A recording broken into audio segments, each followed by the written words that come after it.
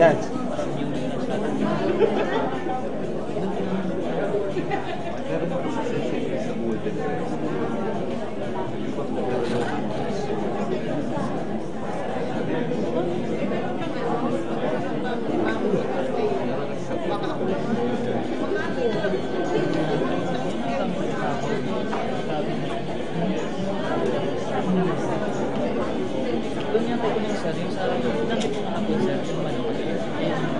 Wala RCA lang po. Nalitan mo camera mo. Ay, ito talaga yung ginagamit ko. Sarili lang naman yung RCA eh. Electrical ba naman? Yung figure namin kahapon. Yung sarili naman yan. Ha? 720 yung sarili yan. Mas sabi lang din naman. Kaya pala. Yung 720. Tignan mo yung Yung 720.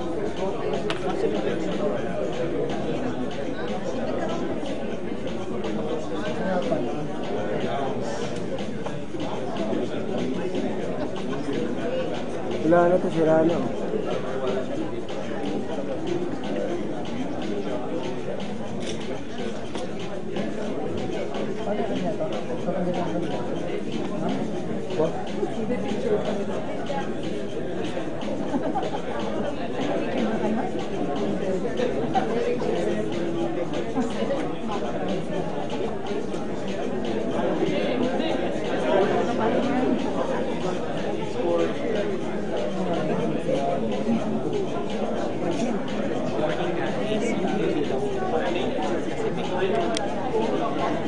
Rasin, sekretary ba? Sekretary? Ah, ito po, darating siya. Live po, darating po siya dito. Nagsasalita.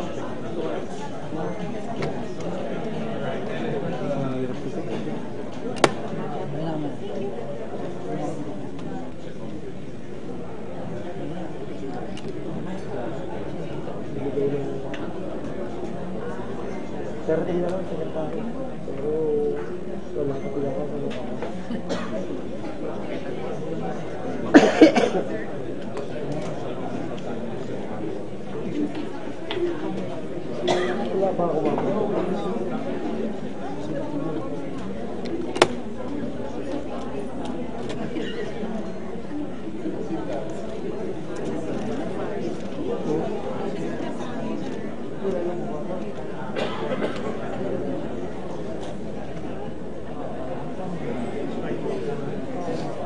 trabaho na lang.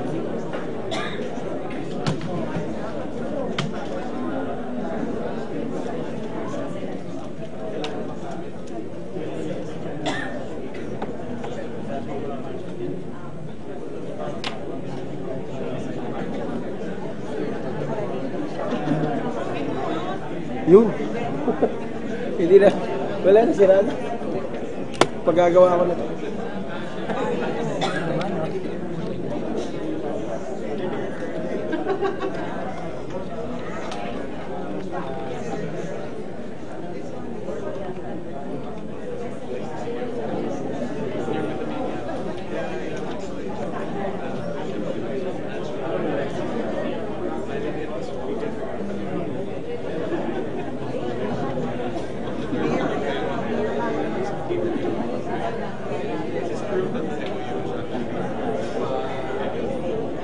Ano? Okay na?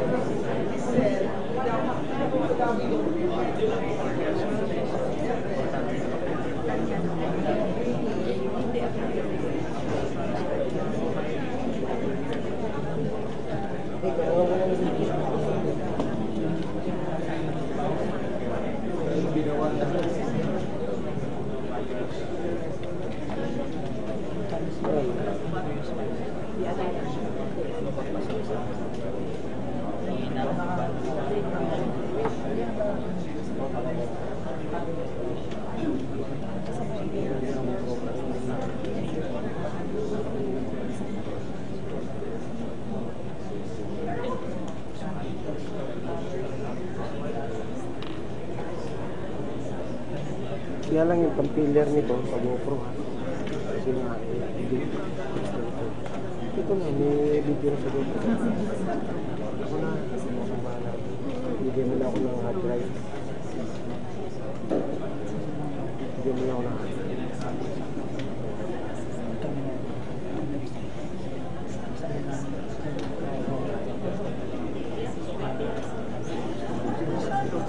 Wala naman si Lotus eh. Si Alan ang lahat.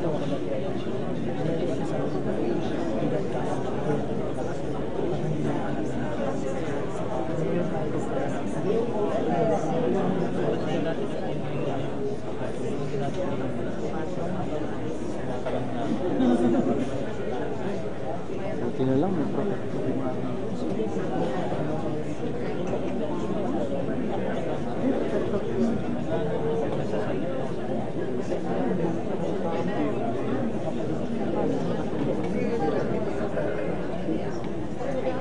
Paano?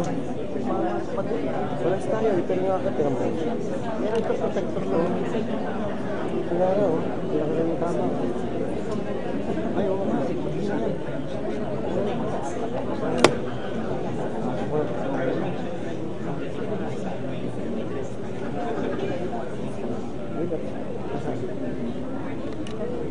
Tigit ko lang lang sa tigit ko. Tigit ko niya.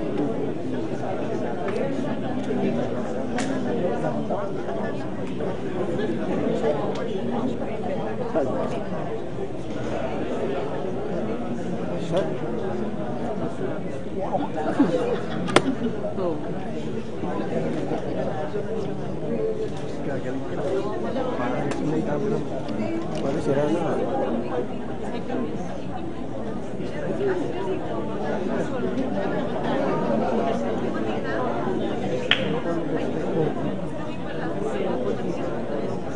Ayan, boss.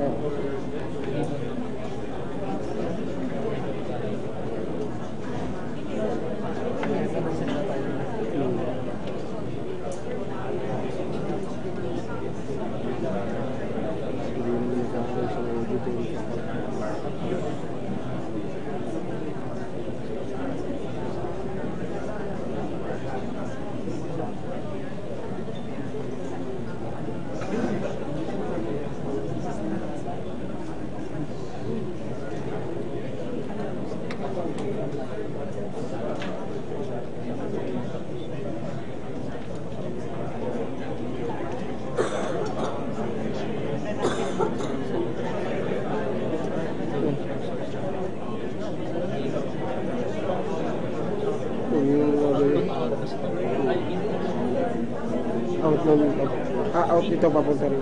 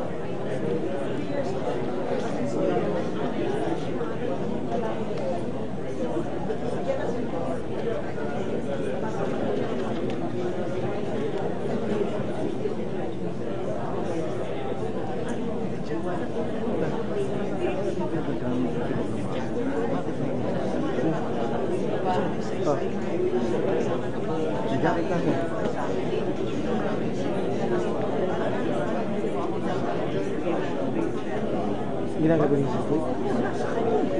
Iniuwa.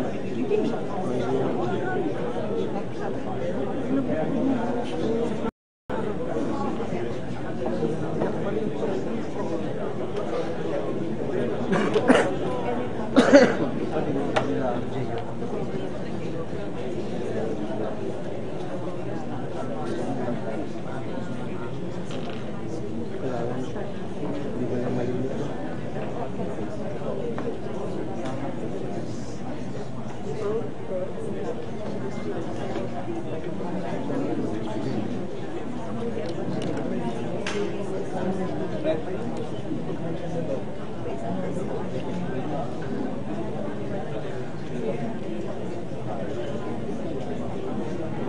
Red. Pwede.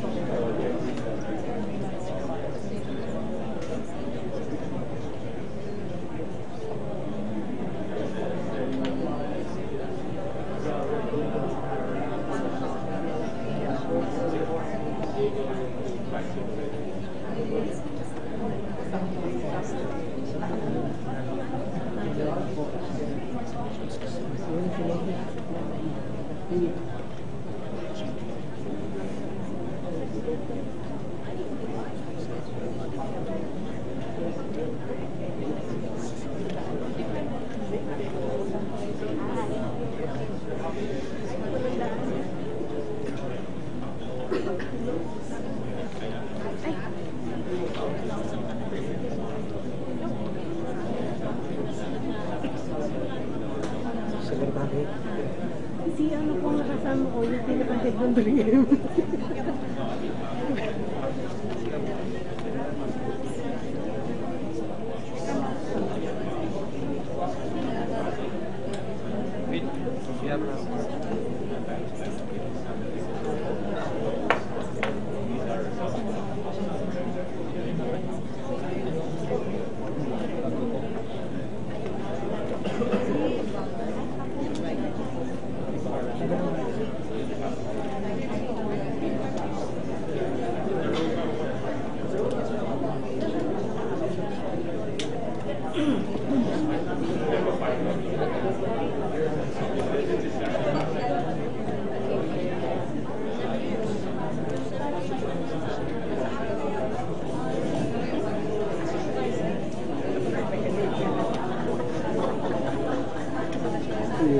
Music.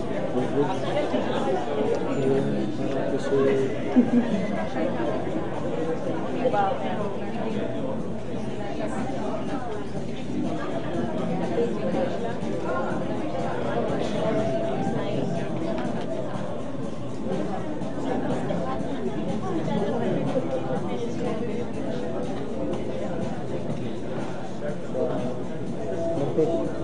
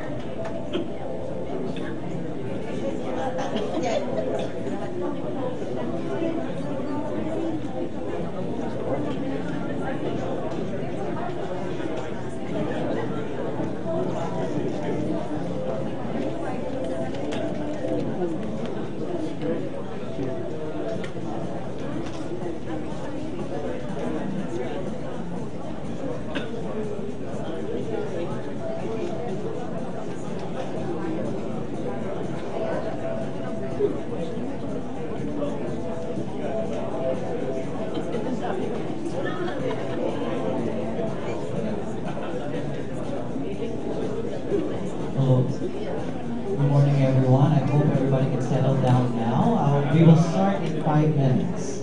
5 minutes, promise.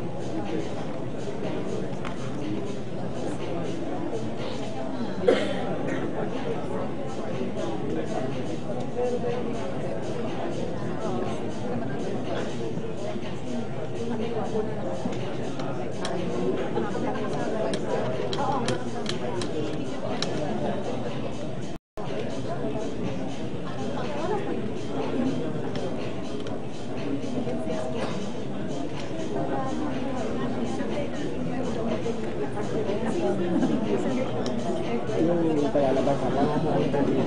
Kaya lang, naghihintay na ako. Paano na naman na may... Ano, tanggap mo yung advice?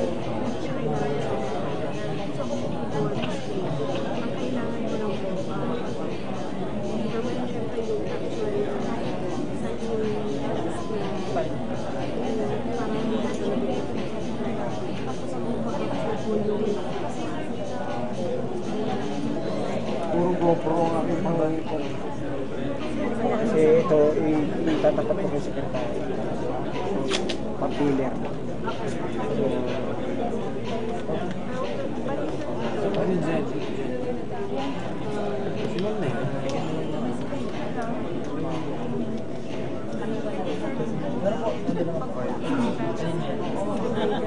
Sekretary ko ng Lagyan mo nga sa phone. tapos siya po nung Pati niya yung masakit yung sa friend. Tapos capture lang po lang. Lahat po siya capture ng short ano yung mga series. Tapos ako na pumahala po nila kung ano po yung capture natin. pero pupunta ko rin. Okay lang po. Tapos ito yung pang-video. Ay, balik sa tayo may nag-tap naman yung video. Pero din is tama ba yan? Galing business yan. Magagawa ka. Ay, hindi sa kasi mga Buo. Kasi ang instruction ko. sige sir, bigyan mo na lang ako after. Buo. Send mo. Wala na ako sa kumakas. Ayun po. Pero po external pa. Ay, kung meron ka external dito, pwede. Gusto mo na parang pagkawan ko na agad na Kaya lang. Ay, baka bigla ko sa ay, nasa sa hindi sa babay din naman ako. hindi padala ko na sa highlight, wala ko na lang. Hindi naman. Hindi sabihin yung kasing gamit sa sabi ko.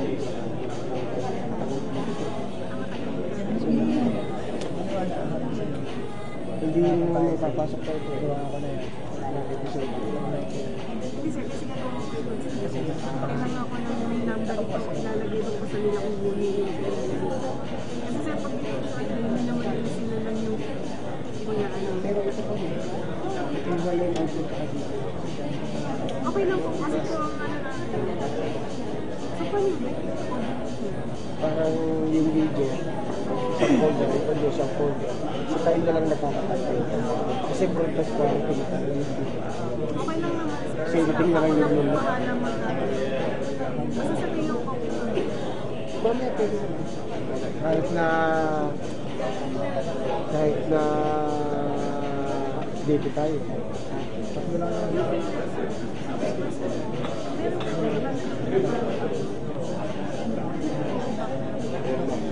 Pero kung kuha ko sa likod, yung may ikot ako, para at least may katok. Tapos ito sa radyo, pang-type ko. Ito yun. Kaya.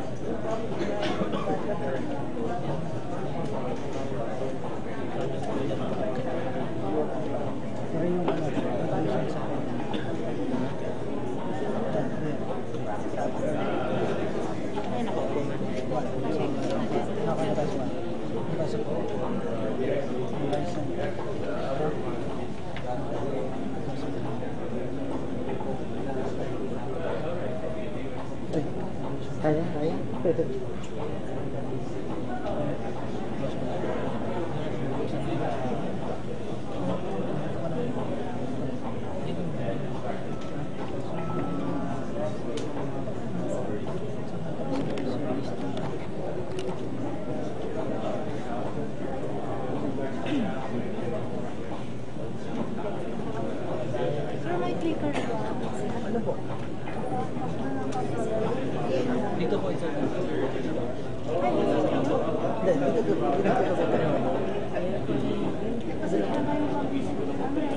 Ano mas po kasi parang nakaano ng basta dito lang ako sa taas.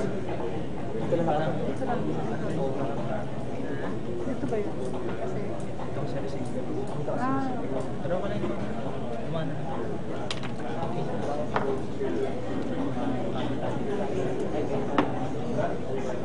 Wi-Fi.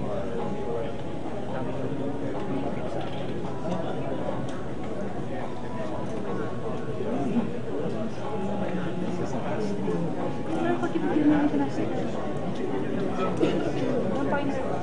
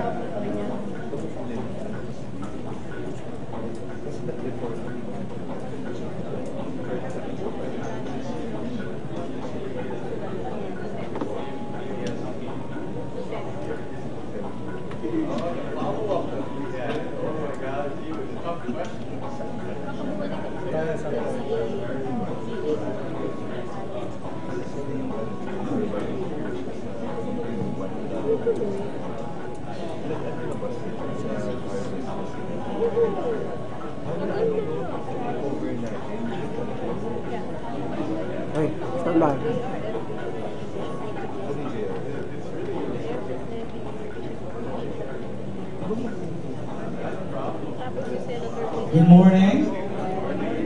Hi. Let us promise we shall proceed in 5 minutes, and it's a little over 5 minutes. So we shall proceed. And may I request everyone to please stand for the Philippine National Anthem.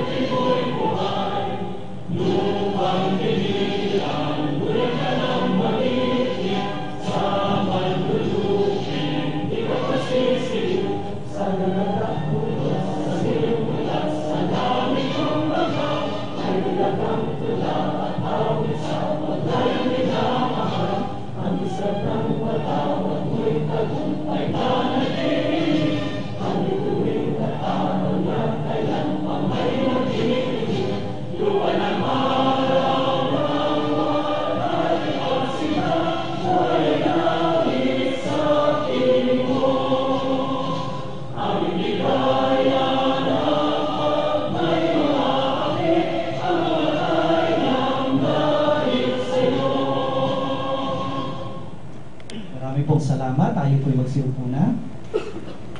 Again, good morning. I am your MC for today's major briefing. I am Dr. Dti&Dost from the Science and Technology Information Institute. Well, ladies and gentlemen, before I give the next person to welcome us all, I was walking around the building and I saw in one of the walls, thank you 3M. I saw this. Our essence is reflected in our passion and energy. And I can really feel the energy in this synergy. O, diba? Okay po. So, without further ado, let me give the microphone to welcome us all and acknowledge the participants for this major briefing, the Director of the Science and Technology Information Institute, my boss, Director Richard E. Burgos. Thank you, Patrick, and good morning to everyone. Thank you for making it on time. It was a challenge, right? But we made it and we're all here and I'm so happy. They say that good things come in threes. And that's why we're so happy today. And good things are about to happen today because there are three groups of people in our midst. One of them, of course, is government, represented by some vital departments like the Department of Trade and the Department of Science and Technology. The other group of people here is the private sector, all right, represented by another 3M. And third party really is the media, although they're called the fourth estate, but today they are the third party to this meeting. So we're very pleased that we can finally, again, come together as innovation partners and conduct this media briefing. So many things are happening on the ground, and so it's good for the media to know what's happening out there, right? But even more importantly is for our departments to get to know each other better, because we do engage with each other, maybe in the areas of our responsibility, but overall, we also need these opportunities to come and see the big picture, right? And how we actually collaborate with each other. So, I'd like to introduce our members of this audience. Let's start from the Department of Trade and Industry, represented by the Secretary Ramon Lopez.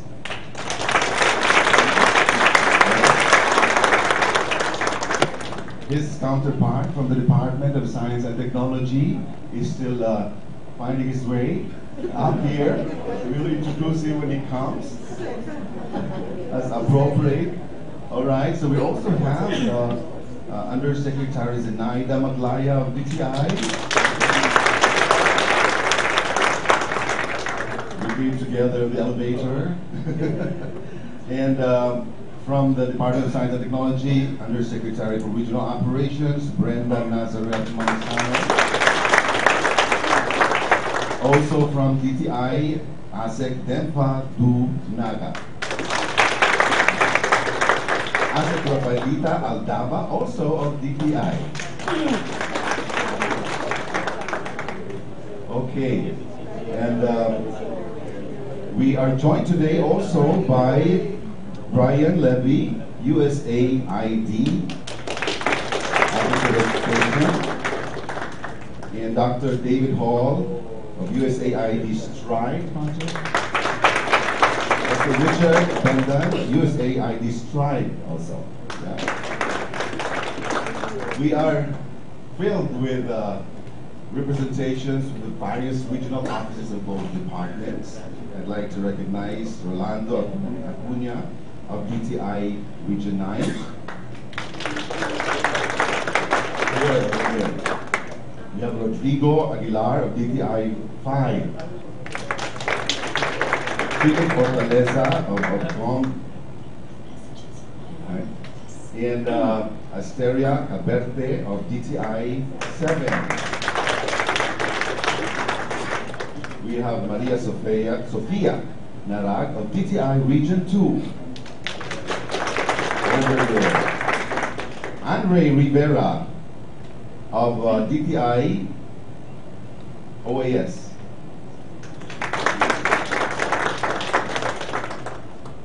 Other representatives of DTI are Jono Pales, Amanda Utaran, DID Rosita de Lima, and we have the back, Director Emma Azucero. Okay, there's a longer list of people from the Department of Science and Technology. Okay, so I think they're here in full force. Director Anthony Sales of DOST Region 11. Director Alfonso Alamban of DOST 10. Director Dominga Malyonga of DOST Caraga.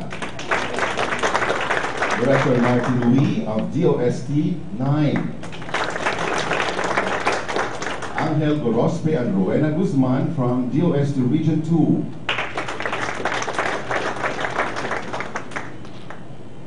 ARD Jesus Zamora of DOST 7.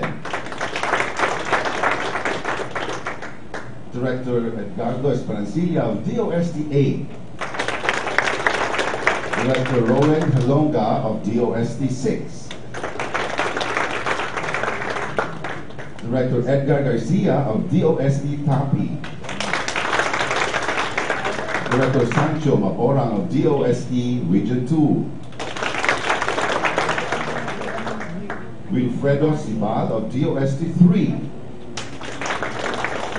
We have Sandro Noguera of DOST 5. Director Alexander Madrigal of DOST 4A. Nancy Bantog of DOST CAR. Director Armando Benal of DOST 1. And Director Nenek Abilay of DOST Mimaropa. We have Dr. Nap Hanilio. Juanilio. Over there. Welcome po. The other estate present here is represented by Ed Usman, journalist from News Bites, Rappler Online. We have Mila Scarpin, publisher of Unio.com. We have Cathy Cruz of Tuklasin.net and PH host DCXL. We have Susan Laios of the board of the Scijourn. Scijourn is the association of science journalists. Yeah? We have Esther Gallardo of Manila Newsweek and Scijourn Mega Manila. Program host of Radio Pilipinas, Meli Tenorio. Program host of Radio Aguila, Josephine Agapito. We have a program host of Radio Pilipinas, Tess Ramirez. And Marlo Assis, founder of the Alliance for Science Philippines. Bel Surara of Radio Aguilar, Net 25. Nolan Ariola of Radio Veritas. From ABS-CBN, we have Jasmine Romero. And from Globe News Network, Honelin Bigo. All right. So did I miss out anyone? If I did, I will make sure that they are duly acknowledged in due time. Okay? So with that, I'd like to welcome all of you to this science and technology-laden building. Okay? And yes, we have to introduce our hosts for today. The President and Managing Director of 3M Philippines, Ariel Laksamana. We also have Chris Ilagan of the Government Affairs.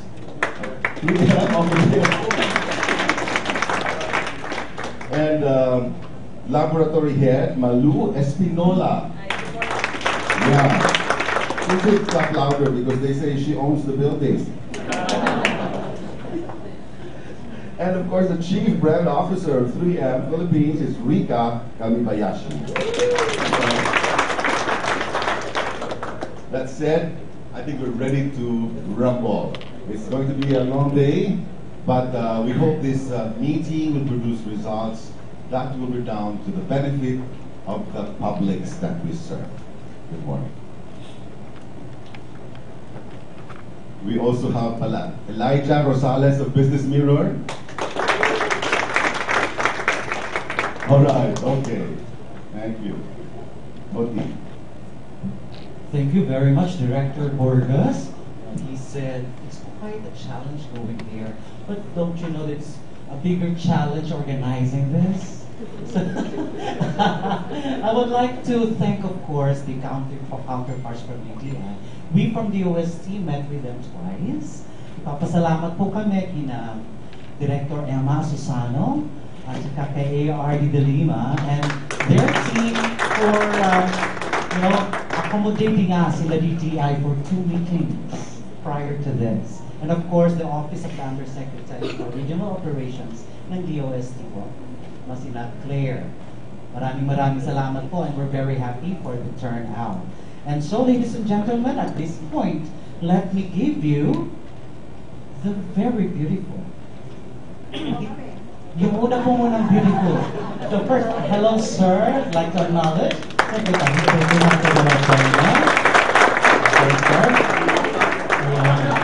peso-peso po muna sila. Okay, so tutuloy ko lang po sir. Binibigay ko po sa atin si DTI Undersecretary Zenaida Maglaya for DTI Regional Programs. Thank you very much.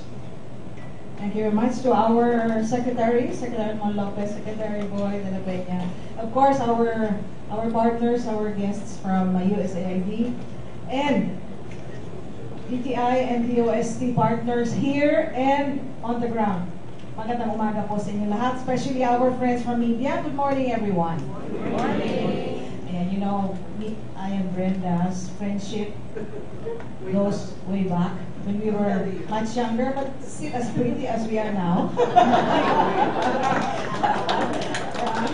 And prettier. Even prettier. Okay, we agree. Nobody will disagree. Otherwise, we're in trouble. Okay. All right. Let me just walk through what we have in the Department of Trade and Industry as it relates to our mandate of growing micro, small, and medium enterprises. You know, going back in the past years, if we are to say which agency in government we really have started working with on the ground and much and easier to work with, it is really the Department of Science and Technology. And not only that, because we even have also some of our DTI associates who are now with the Department of Science and Technology.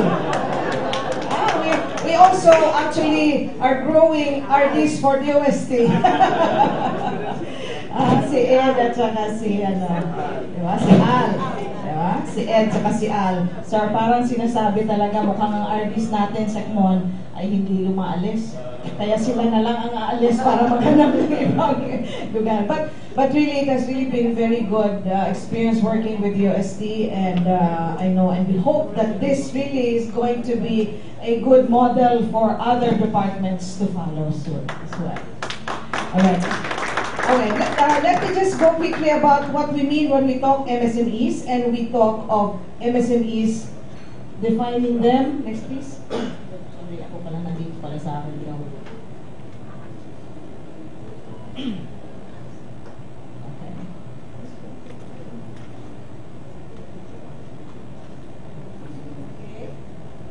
Alright, when we define MSMEs, we talk of asset size or value. So we talk micro categories and then also employment. Actually, look at on the side, we also look at the size of employment.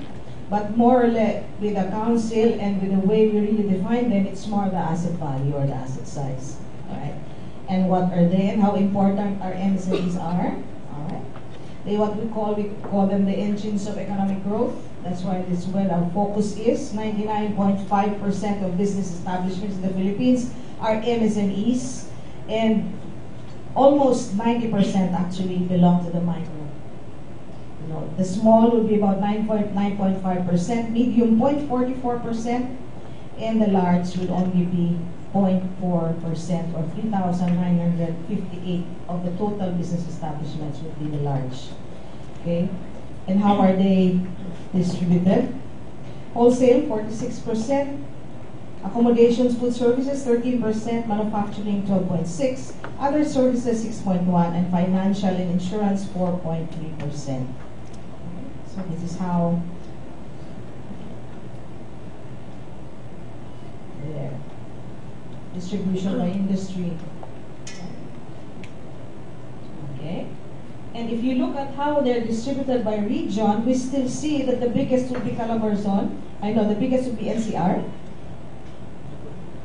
Then followed by Calabarzon, then Central Luzon, Central Visayas, Davao, Western Visayas, and then Davao region, and Sorsogen.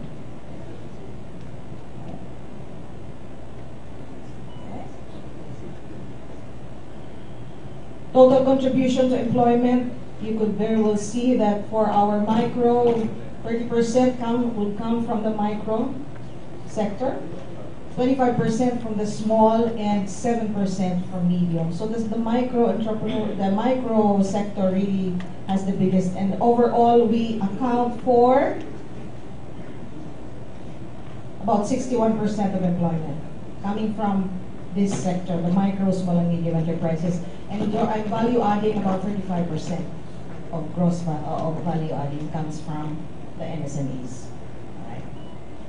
If you look at the global entrepreneurship monitor of ASEAN, of the total ASEAN population, 9.8% would be ASEAN women entrepreneurs.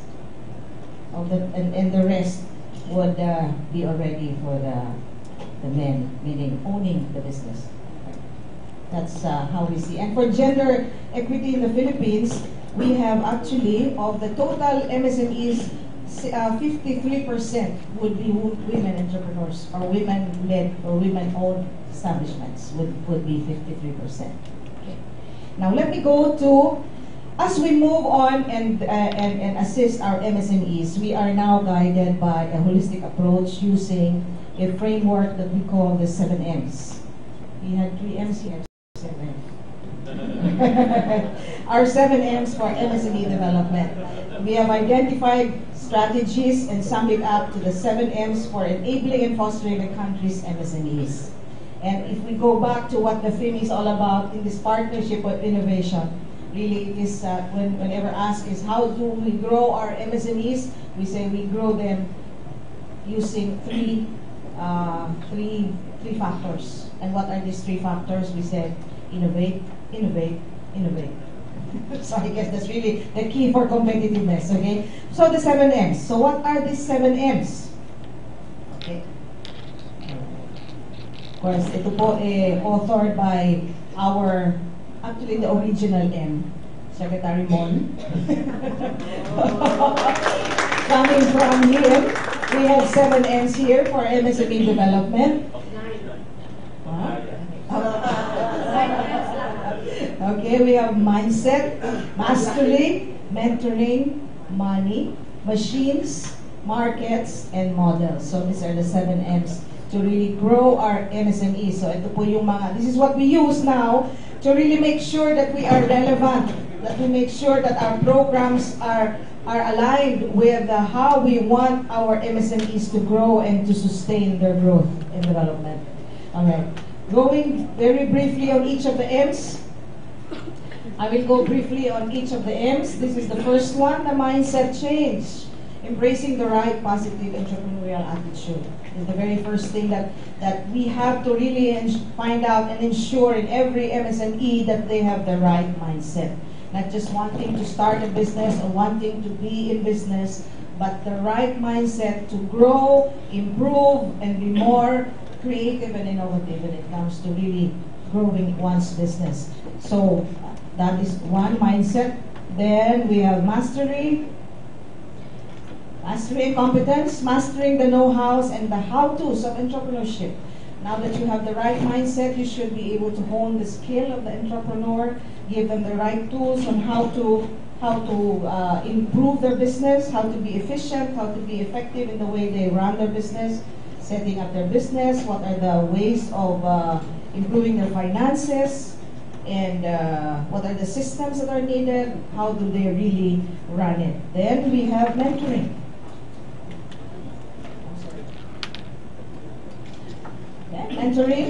Mentoring is continuous business guidance with the help from the private sector partners. Earlier it was mentioned that's very important that we should have private sector with us, and the private sector has been engaged. Thanks again to Secmon, who brought with him all his partners in the private sector, now all in DTI, all volunteering their time, their effort to help government. So maraming salamat, Secmon, at dinala niyo ho sila lahat sa gobyerno para tumulong. So they really have helped us and are now, we have this program, which I will discuss later, what the program we have in mentoring. But just again, and all this mindset change, mastery, and mentoring, which is really are the first 3 M's that we have in the 7 M's. We do this and services are provided in what we have in the negotiation centers.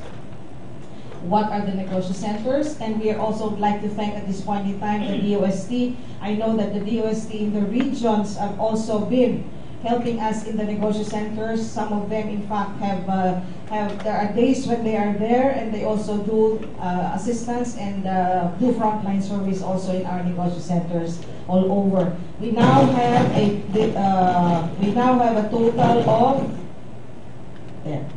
860 negotiation centers as of end of March, and we are still targeting over 100 more before the end of the year. So unlike before, when we had 81 DTI offices only, and maybe if we count also our DOST offices of 81, so that would be only about 160 plus. Now we have more than 800 centers where we can extend the services to our micro, small, and medium enterprises. And they are 404 in Luzon, 199 in the Visayas, and 213 in Mindanao. We've almost covered all the urban or cities. We all have negotiation centers now in the cities and in the first and second class municipalities. Hopefully we move on and cover the rest of the third, fourth, fifth, and sixth class municipalities as we move on before the end of the administration. Right? So what do they provide? As here, the negotiation center provides business registration. Also, this is the business name registration, and also for BMBE, Certificate of Authority. Unlike before the passage of the Go Negosyo Act, the BMBE or the Barangay Micro Entrepreneur before only could get their authority, the certificate of authority from the local government. Now it is lodged with the DTI. So when you go to the Negosyo Center, you get your business name, and you likewise also can get your BAMBI registration. So if you can do that there, then business information and advocacy, advisory services, our counselors are there to give advisory service, diagnostics, and of course the monitoring and evaluation of our MSMEs. Alright, so these are just some examples of our Negosyo Centers. They have somehow actually outside the facade, the standard look of a Negosyo Center. It is very comfortable and convenient for everyone to go. It is also used as a co-working space for MSMEs who do not have offices, MSME who do not have a place to meet their buyers, their suppliers, then they can have their meetings in the Negosyo Centers. So the center is for them. The center is for our MSMEs, and now we're even opening up to the agricultural sector, our agripreneurs, the farmers, the fisher folks, those wanting to do value adding for what they produce and what they plant. They're all welcome now in the Negosyo Centers all over. All right. Now we also have for our mentoring program, which is the third M, the Kapatid Mentor Me program. We have this jointly in partnership with Go Negosyo, with PA Joey Concepcion. We had 92 runs last year all over the country, each province. In fact, there were some provinces who had more than one run. And we already have, as of March, this is as of March? Yeah. All right. As of March, we already have 2,866 participants and 1,984 MSMEs enrolled. And we have already since last year, because we started the mentoring program last year, this actually is a 10-week program for a maximum of 20 mentees every batch to go through a 10-week program with 10 courses every week, once a week, one course, and for them to graduate as mentees. And from last year's 92 runs, we were able to actually identify and now have more than 400 local mentors.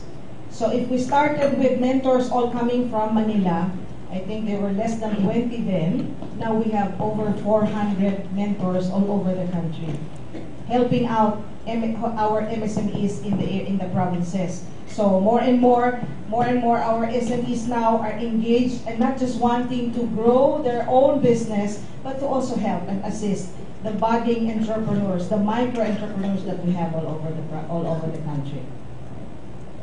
Okay, so these are some of the graduates. Okay. We also have the SME Rowing Academy. We continue to have this in our Negosyo Centers. This is a training program that we have also, that we conduct. 12,000 sessions conducted last year with 503,844 MSME beneficiaries, actually only for the second half of 2017. And this is a continuous program, training. Unlike before, when we have training programs, we see them at the start and then at the end of the session, after that, we don't get to see them anymore.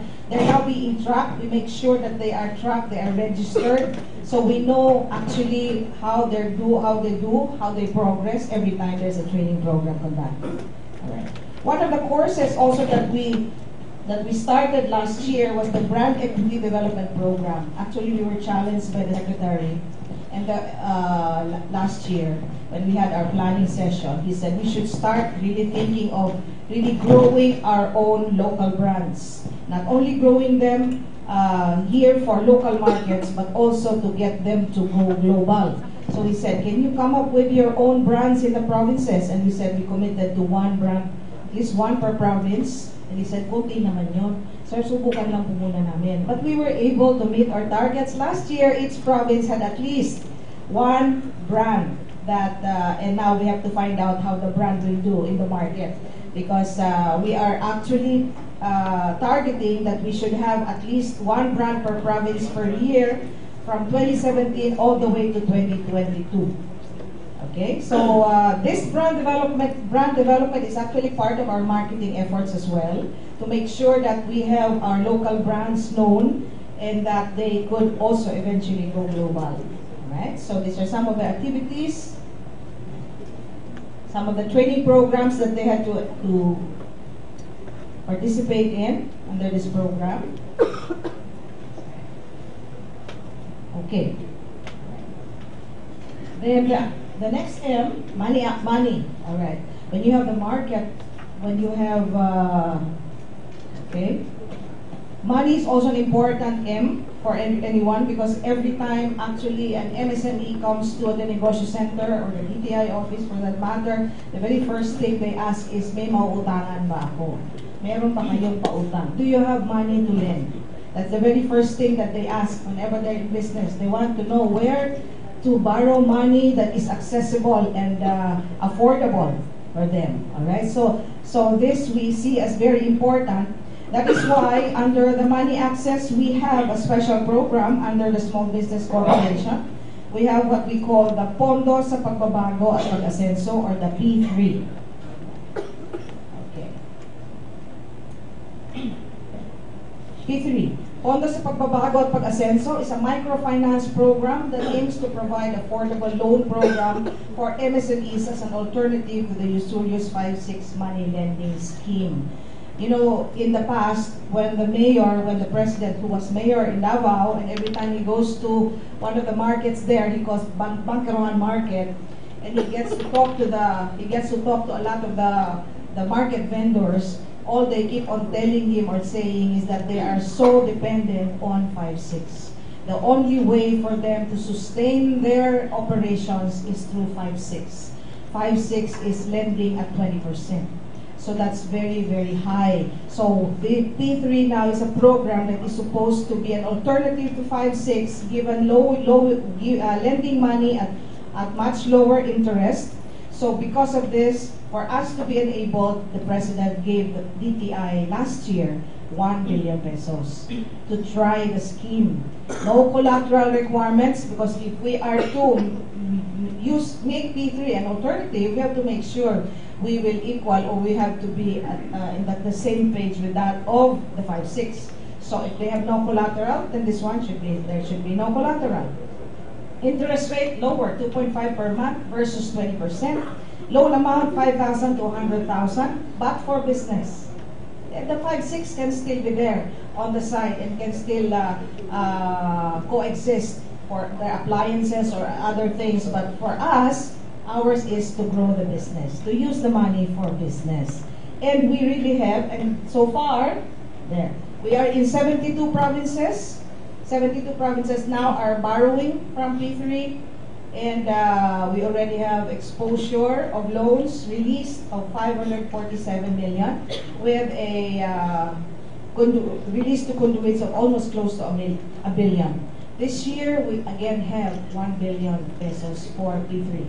So we have now, it will be now like a revolving fund going around, because this, of course, is a loan and has to be repaid. We have a high repayment rate so far, because most of the borrowers really are wanting to pay back so they can borrow again a much higher or bigger amount. At ang sabi pa, and others were even saying that unlike in the past, they just keep on borrowing money and nothing is left to them. Now with P3, they are able to repay their loan, and they are even able to go to pay tuition for their children, because they are only paying a small amount for interest. So it is really helping them also growing to also meet the needs of their families. All right. So this is where we are. Okay. And aside from this, when Marawi got hit, we also had to make sure that we are in Marawi as well.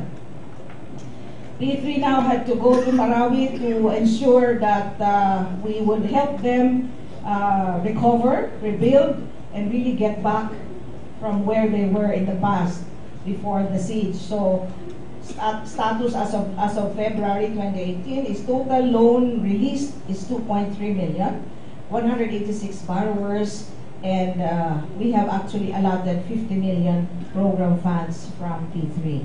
Because every time we have problems like this, we really have to find ways to help them. And you know how it is with Maranaos, you know, they are really basically traders, and about more than 80% I think of them are really into trading, the rest are into agriculture, and all they need is a startup fund so they can go back to business and so that they can earn once again. So it's really getting back normalcy when you talk of wanting to help them really get back and rebuild their businesses. Okay.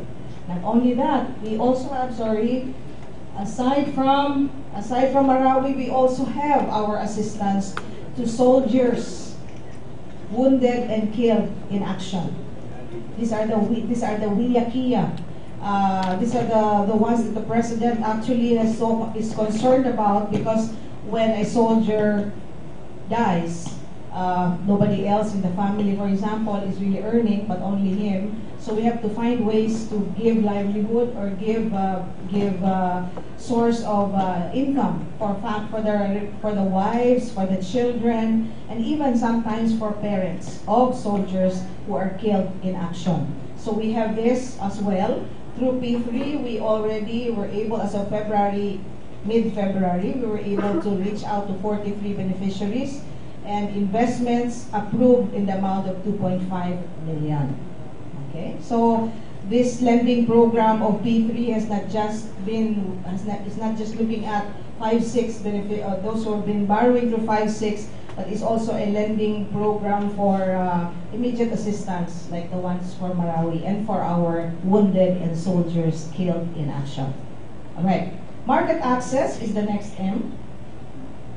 Linking MSMEs to big companies or governments as potential buyers of their products, promoting e-commerce platform for direct reach to domestic and foreign buyers. Okay.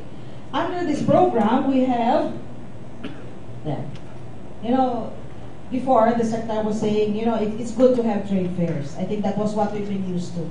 Trade fairs, 3 to 5 days. You see the products there. They're showcased in Mega Mall, in SMX, in Robinsons, in many stores and malls. But after 5 days, you don't get to see where they are. You don't get to see the products anymore. So now the secretary said, let's have something more permanent. So we have now something permanent. What we have now are the Go Local stores, and eventually, and later, we will also have what we call our Auto Philippine Hub. The Go Local stores are the concept stores that we see in malls like Robinsons. We've started in Robinsons, in SM, at Rustan's, and now in city malls. I think all 21 malls now of city malls have Go Local stores. They give the space for free. All we have to do is provide them the products as they are assessed, because they have to go through assessment process. They're evaluated and they're shown. These are the products that have already gone through product development, are ripe for bigger markets, but have not really entered malls. Difficulty because of maybe the requirements, but now they have a free space that they can use to test their products. So these are some of the Go Local. This is how it looks. So it's a different concept altogether. It's not the usual Changi type, but they are curated, and there really is like a setting that is done in partnership with the private sector. Right? Okay. We also have the trade fairs. We continue. We continue to have trade fairs, and I know in some of the regional events that we have, we also are partnering with DOST in some of the events as well, and DA as well, DA too, no? DA and DOT. Now, Department of Tourism also is partnering with us in our events, in our trade fairs. All right, so there. Now, the next M, machines. To equip the MSMEs to upgrade their technology to boost productivity and competitiveness. Here, we really also work very closely with the DOST. In fact, some of our shared service facilities Our Fab Labs are also like, we want to make sure that we are also near or approximate to where some of the innovation hubs or food of the DOST.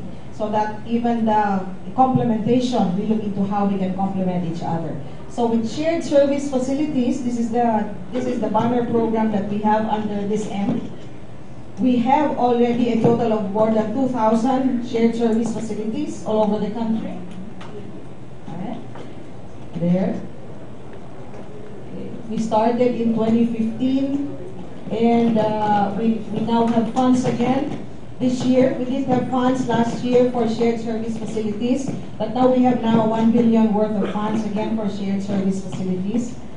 There. So that's a total of about 2,200 shared service facilities nationwide with a cost of 1.1 billion, and hopefully adding more shared service facilities this year with a budget of 1 billion for 2018. The last M, models of business, is to provide business ideas for new entrepreneurs. We're talking now of OFWs, maybe even now, one of the sectors that we're looking at are for our surrenderies.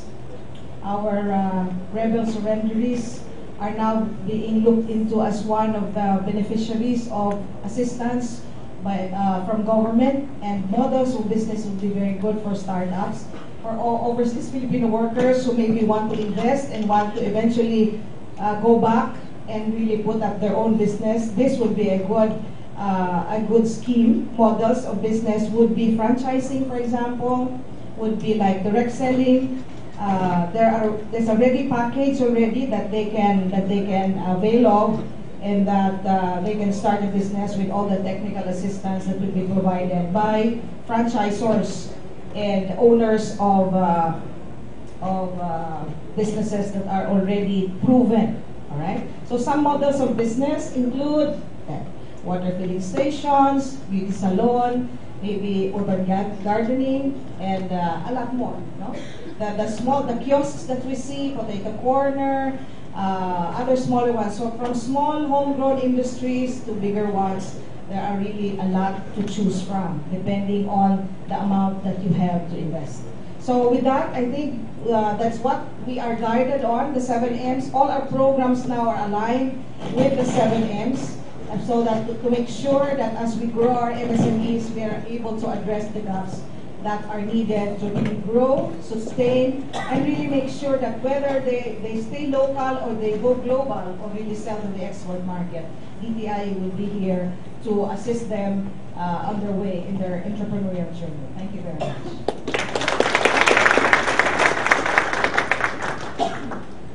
Thank you very much, Undersecretary Zenny Maglaya.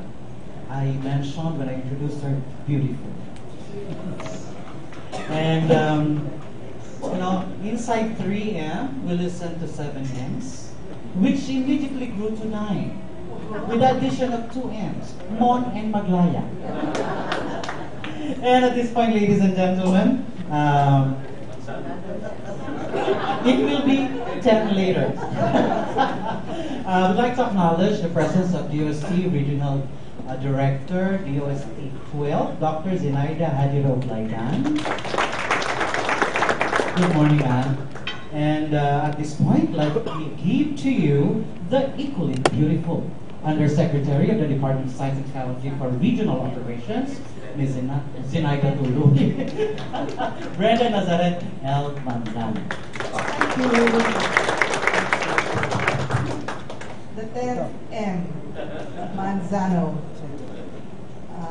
Sec Mon, Sec Boy, my friendship, and all ASEC, NAGA, all the regional directors of DTI and DOST, our friends from media, partners from media, and of course our friends from USAID Stride. Good innovation morning to everyone. Good morning. So from one beautiful program to another, okay, to the SMEs. So my presentation will be very brief. I'll start with stating that collaboration is key to overcome even the most pressing industry challenges. Even Helen Keller once said that alone we can do so little, but together we can do so much. So collaborating our efforts, initiatives, and resources will certainly achieve greater results.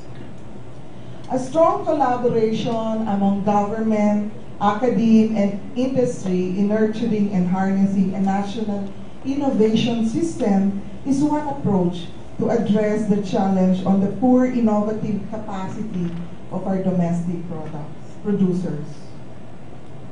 And the national innovation system will allow a seamless flow of information and knowledge among industries, academia, and the public research institutions. It will also even address systemic failures that hinder the capacity of industries to innovate, resolve mismatches between basic research in government research and development institutes and academia, and more applied research in the industry, and even raise effectiveness of the technology transfer institutions.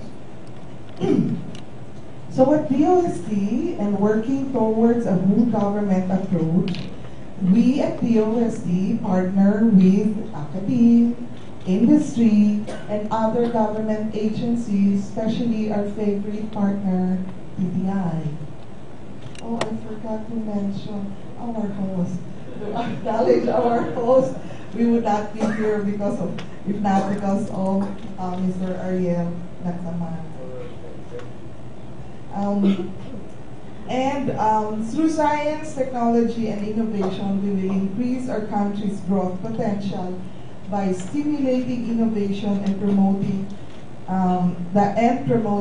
as well as accelerating the adoption of important technologies, so that it will help our industry create and acquire competitive advantages and compete in the global market. So for that, I just present a few of the programs, key programs that the DOST implement or have been implementing. One of which is the Science for Change program. For our friends from the media, probably this is a review. So the Science for Change program, the Small Enterprise Technology Upgrading program, our Food Innovation Centers, and Technology Business Incubator program. The Science for Change program, this is a new program. This is spearheaded by the Undersecretary for Research and Development, Ms. Gev. And we're really very happy at the region and very thankful to Secretary De La Peña and Ms. Gev for really ensuring that the focus or the major beneficiaries of this program are from the region, the various regions. Because under the Science for Change program, we have the NISER. This is to build the technical capacity and niche R&D areas, especially in the regions. NISER, or the niche centers in the regions for R&D, and the RD Lead, or R&D Leadership Program.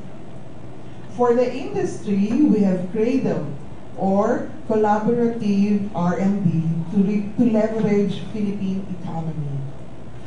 And this for business innovation through science and technology. This component program aims to stimulate the science, technology, and innovation ecosystem in the country by promoting active collaboration and partnership between the government, academia, and industries.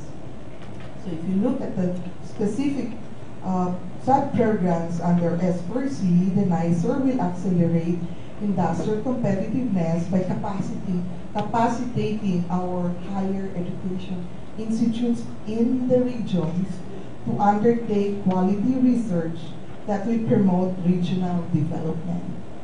And this will be supported by the RD Lead program, where we engage experts with strong leadership, management, and innovative policy-making proficiencies to be in charge of strengthening the research capabilities of the HEIs that we have chosen in the various regions. CRADLE will create a synergistic relationship between the academe and the industry with the goal of invigorating research and development. So it's the academe who will try to solve an industry problem, and then the program will fund that research.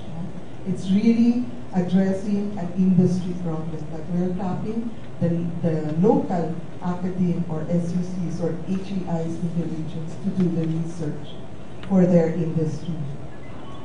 And the BOST, this will level up the Philippine industrial sector through industry R&D and acquisition of strategic and relevant technologies to enhance their technology level and production processes. Just yesterday, Papi brought us one potential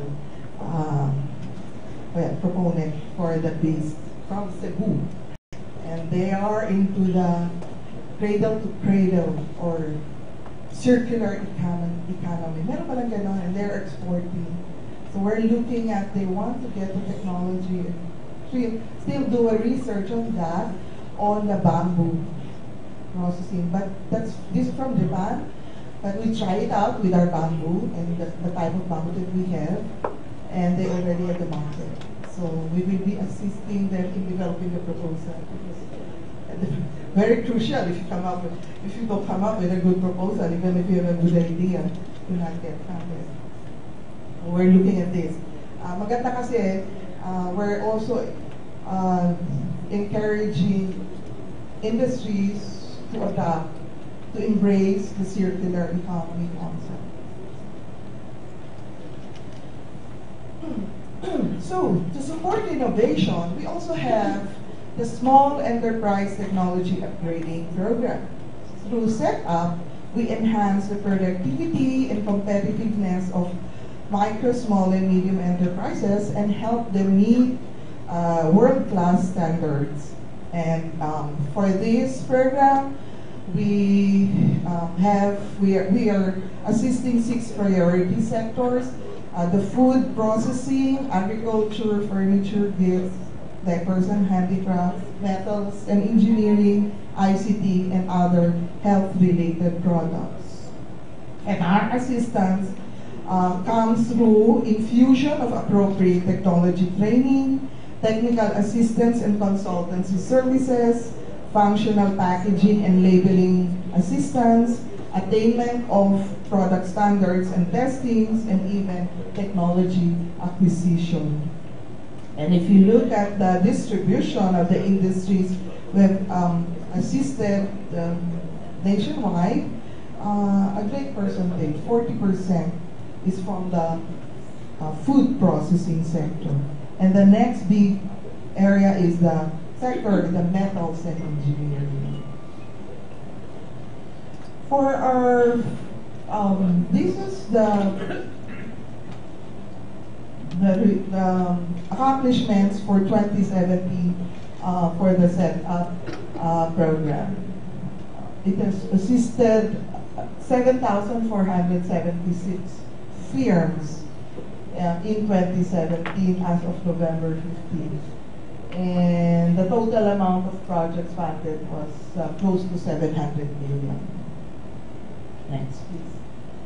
So for our food innovation centers, these centers serve as one-stop shop innovation hubs where new and existing firms can conduct food research and development activities.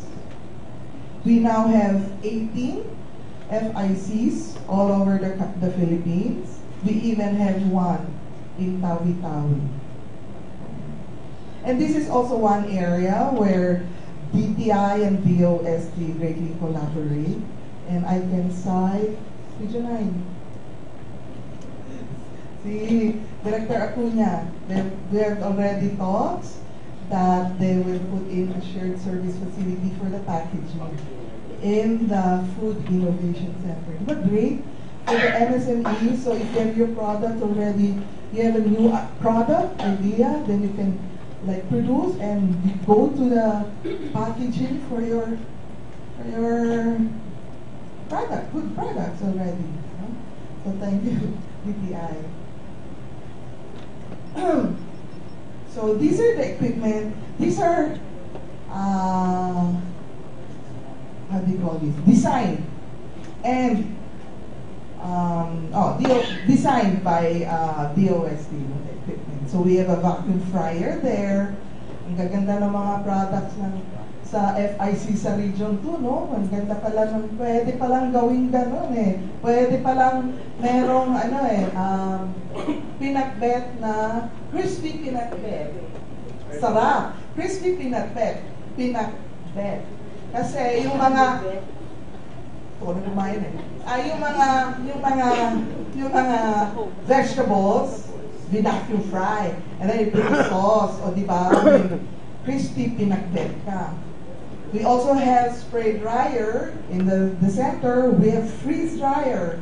Sa Region 11, pini-freeze dryer na natin ang durian.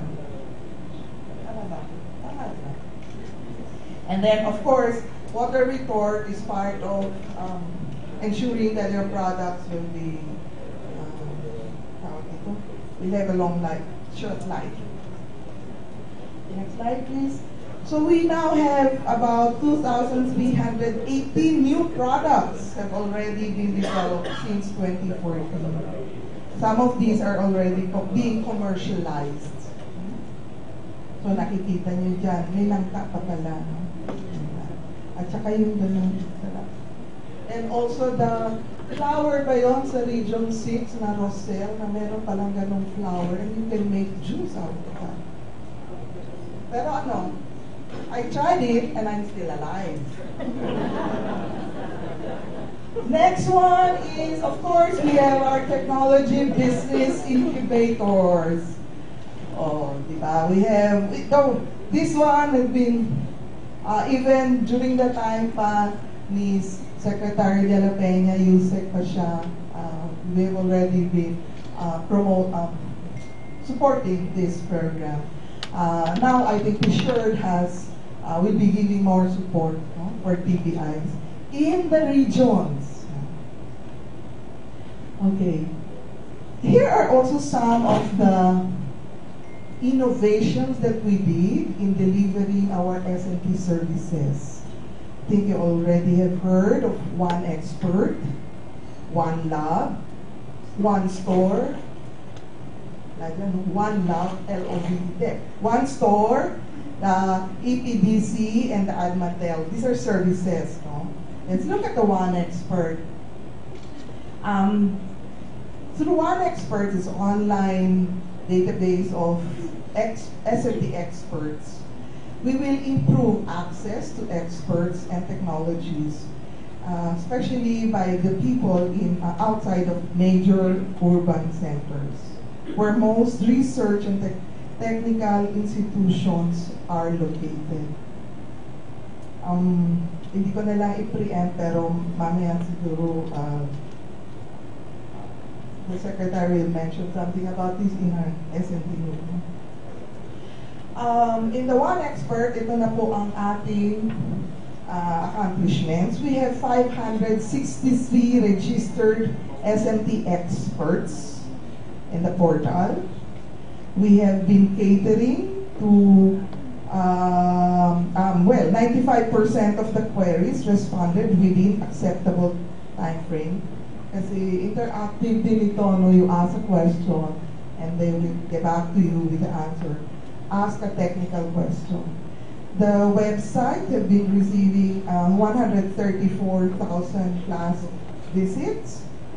And most of, kasi ginawa natin, most of our DOST website, agency websites, ay embedded na yung one expert. So if you go to any DOST agency website, makikita nyo yung may link po kayo dun sa one of school.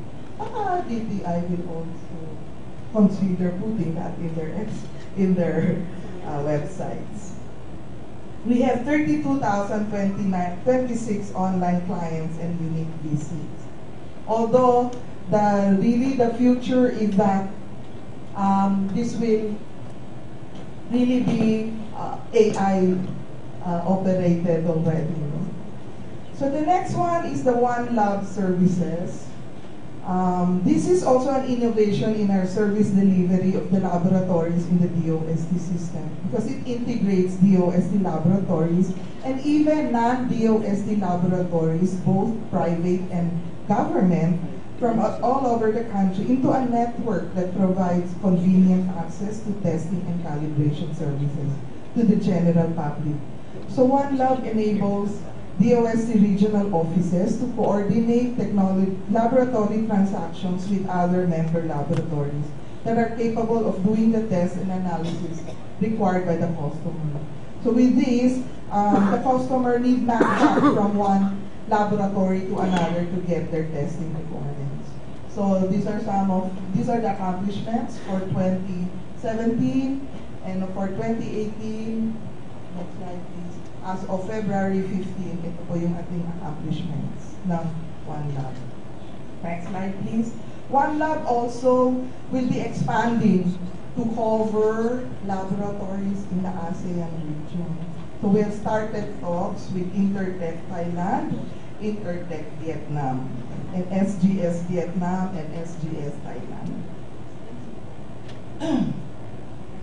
For the One Store, this will help MSMEs widen the scope of their market and increase their business opportunities. 11,147 Filipino products are already available online. While we have this e-commerce platform, we also have physical hubs. There are already 19 One-Store physical hubs all over the country. Next slide, please. For the support for electronics and semiconductor industry, I think you know our ADMATEL, Advanced Device and Materials Testing Laboratory for Semiconductor and Electronics Manufacturing Industries. This facility is really a 100K class clean room facility that with advanced analytical equipment. So these are the, next slide please, the other in this laboratory, sub-laboratories at Batel. You have the Surface Analysis Laboratory, Thermal Analysis Laboratory, and the Metallurgical and Chemical Laboratory. On the last support for electronics and semiconductor industry, we have the EPDC. This was established to strengthen the local electronics and semiconductor industry by enabling local companies, startups, and academia to conduct their own research and development, design, and prototyping of electronic products. Okay, that ends my short, beautiful presentation. Thank you very much, Undersecretary Brenda. Yan. So if you notice, the GLC presentation, the heart of it is innovation. So change, the innovation. And I was requested to acknowledge the presence of the public from our partner department, Department of Trade and Industry. From the Office of the Secretary, we have Ms. Camille Oven. Hello, Ms. Camille. Mr. Raymond Castillas. Ms. Elaine Cotoner. From the Regional Operations Group, we have the Assistant Regional Director and NCPME Manager, Dorotita T. Delima. Also from the same office, Lou Dayan Medalia. From the DTI region and CR, representing perhaps an Atleto Blanco Jr. is Olive Rivera. From Region CAR, Grace Baluyan.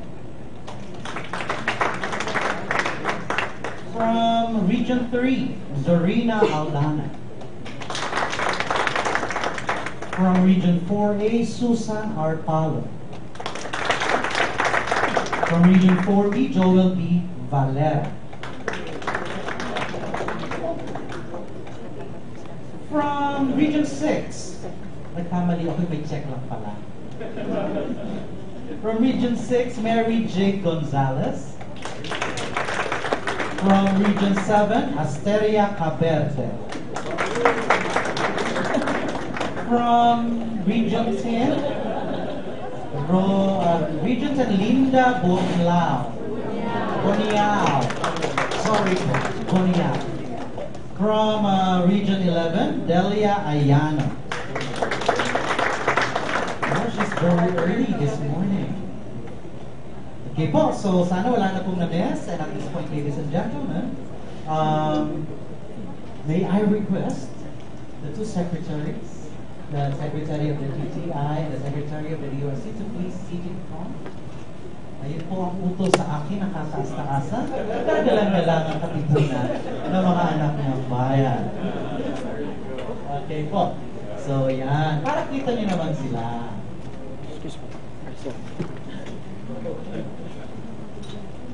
And at dahil nakaupo na po sila, ibigay ko na po ako ng mikropono para po sa ating Secretary ng DTI, Secretary Ramon Lopez.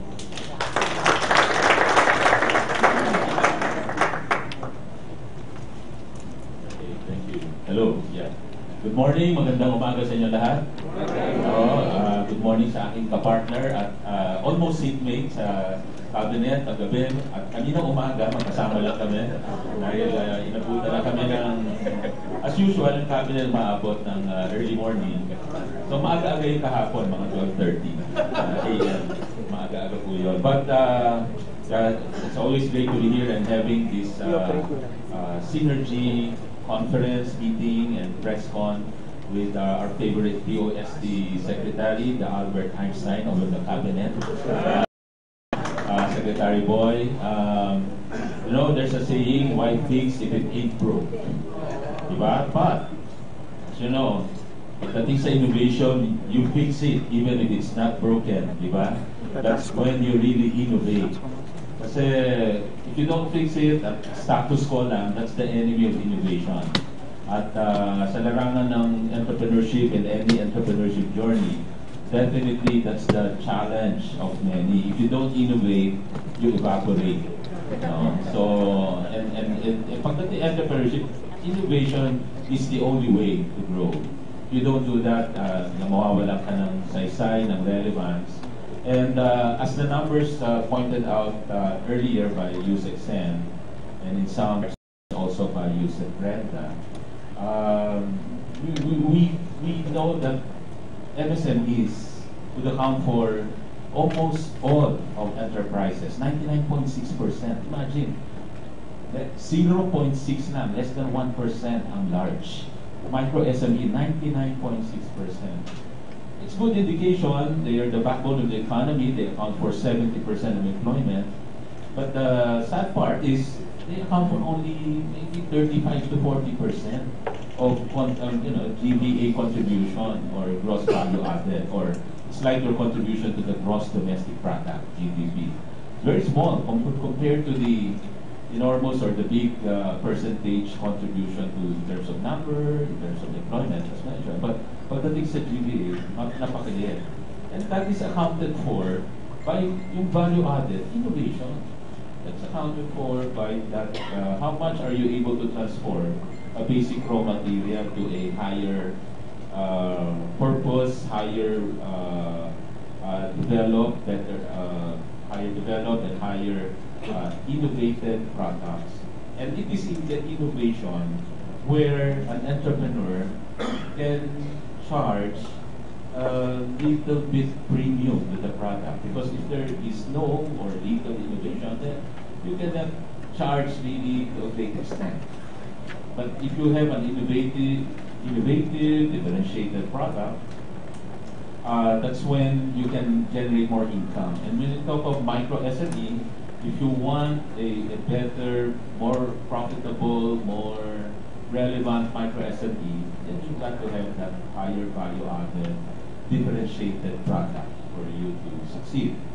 And in the end, this drive of government under President Duterte is really to make micro SME not just big in terms of number, but big in terms of contribution to the economy. And to the firm level, to the micro SMEs, you're making them more profitable. Diyan umaangat ang kabuhayan nila. That's when they become more successful.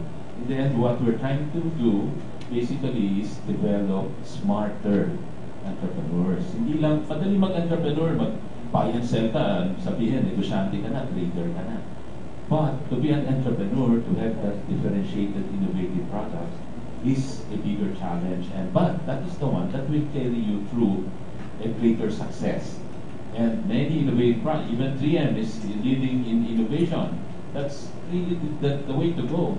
Even big companies like PLDT or Globe, that matter, if they don't continue to innovate, they'll die. They'll be irrelevant.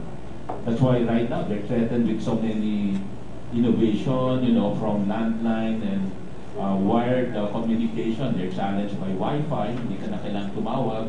You have the Viber and the WhatsApp. You can do calls. Hindi na dumadaan sa wired communication. That's a challenge for big companies like the telcos. There's continuing innovation, and all of a sudden you'll be outdated and you will have no more business to talk about. Your millions of profits will be hard to achieve already. So even if you go to the smaller scale, the SMEs, that's definitely a lot of challenge for them, but an opportunity, because many big companies are challenged by SMEs who are innovative, who are hungrier. That's why they sometimes are worried. Itong mga malalaking kumpanya, and I came from a big company before, and we're always challenged by the smaller companies who are continuously innovating and offering better products, more affordable, higher quality. Imagine, pinagsabay mo yung opposite. Usually high quality, high price. But now high quality, more affordable through innovation.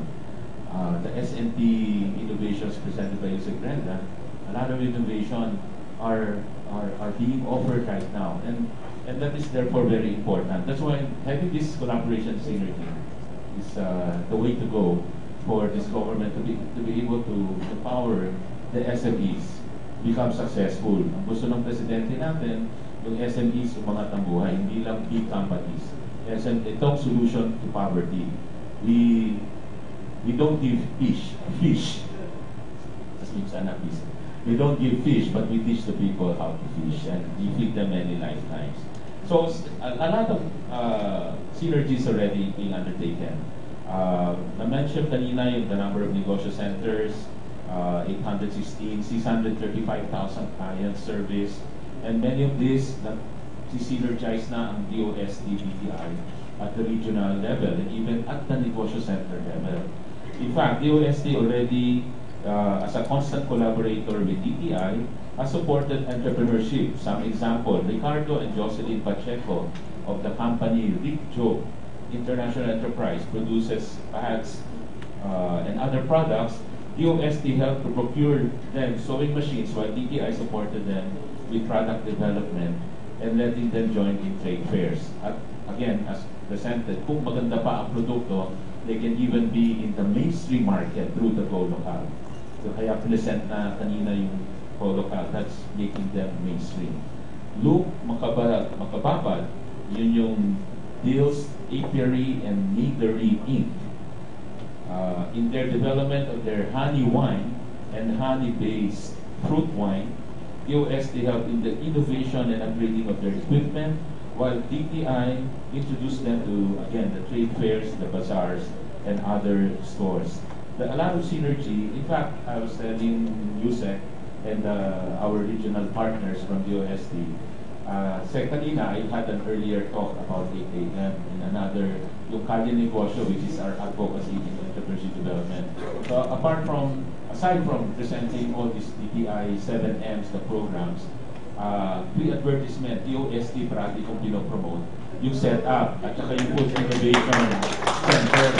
So sabi ko, kasi yung SSF namin ng DTI ay pang-grupo of entrepreneurs, mga kalamansi growers, bigyan mo ng kalamansi processors para maging puree, maging juice. Pero pag individual entrepreneur, set up, sabi ko, bibigyan kayo ng equipment. Sabi ko lang kanina, hindi ko lang sigurado kung grant or pautang. Kaya kanina, tino-confirm ko, I think it's a loan. No? Pero to be very liberal terms, I think 3 to 5 years to pay, may grace period daw na 1 year. So, I mean, yan yung kailangan kasi the equipment has the technology already embedded.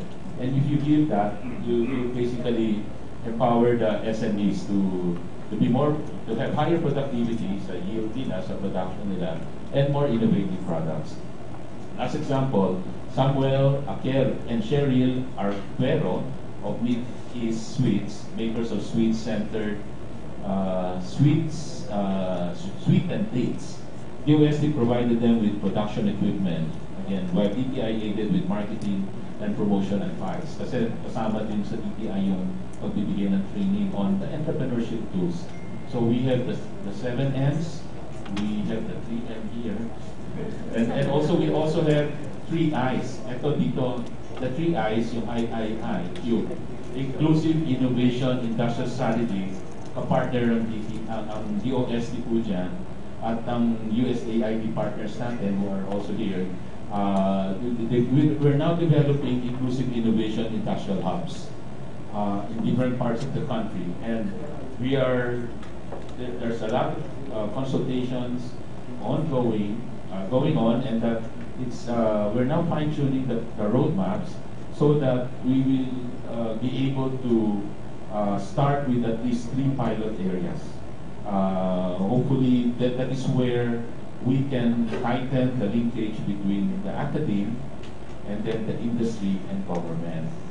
So, maganda po yung benefit na yun because for the academe, you make sure that the R&D works that they will have will be market-driven because they will be challenged and given assignments by solving the industry problem. So, the industry naman will basically be linked with the academe and tell them about their industrial problems, product-oriented problems that the R&D guys in the academe will help solve.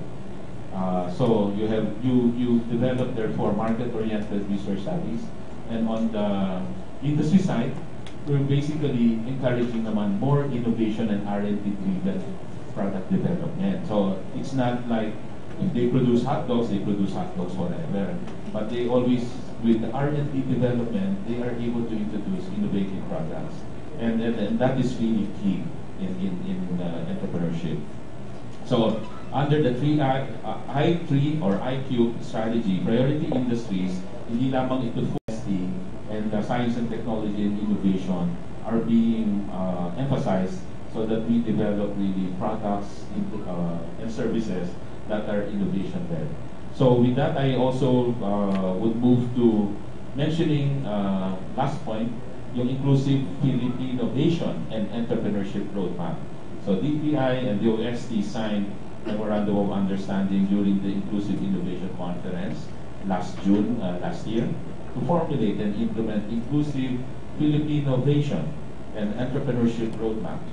Addresses innovation needs of stakeholders from the regions, increasing R&D collaboration between industry and academia, integrating innovation and entrepreneurship in education curriculum, and improving the quality of government shared infrastructures, na-present kanina, shared service facilities, the Fab Labs, food innovation centers of the OST, as well as policies to strengthen R&D base on local industry.